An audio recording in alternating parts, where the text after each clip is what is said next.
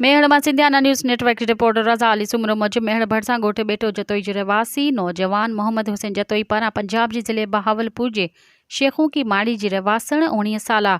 नारी सवेला परिहार सां justice of peace registered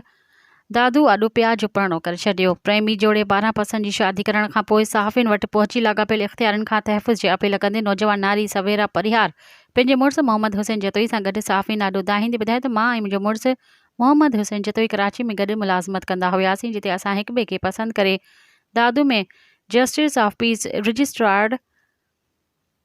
दादू ताहिर हुसैन मेमर जे आडुपिया जो परिणो कयो आहे, जंहिंखां पोइ मुंहिंजे वालिद मासात मासी ऐं इलाइक़े जा बासर वॾेरा ऐं ॿिया असांजा जान जा वेरी बणिजी विया आहिनि ऐं हाणे असां ॿिन्ही खे क़तल करण लाइ मोतमार ऐं ॻरा नतीजा भोॻण जूं धमकियूं ॾेई रहिया आहिनि। हुन वधीक चयो त मूंखे न कंहिं अगवा कयो आहे ऐं न कंहिं वरगलायो आहे। मां पंहिंजी रज़ा ख़ुशीअ सां मोहम्मद हुसैन जतोई सां पसंदि जी शादी कई आहे ऐं मां पंहिंजी ज़िंदगी उन सां गॾु गुज़ारणु चाहियां थी। उन लाइ मुंहिंजा वालिदीन ऐं ॿिया रिश्तेदार मुंहिंजे मुड़ुसु ऐं ॿियनि मथां को बि केस दाख़िल कनि त उहो कूड़ो सम्झियो वञे। हुननि हाई कोर्ट जी चीफ जस्टिस निगरां वॾे वज़ीर सिंध DIG हैदराबाद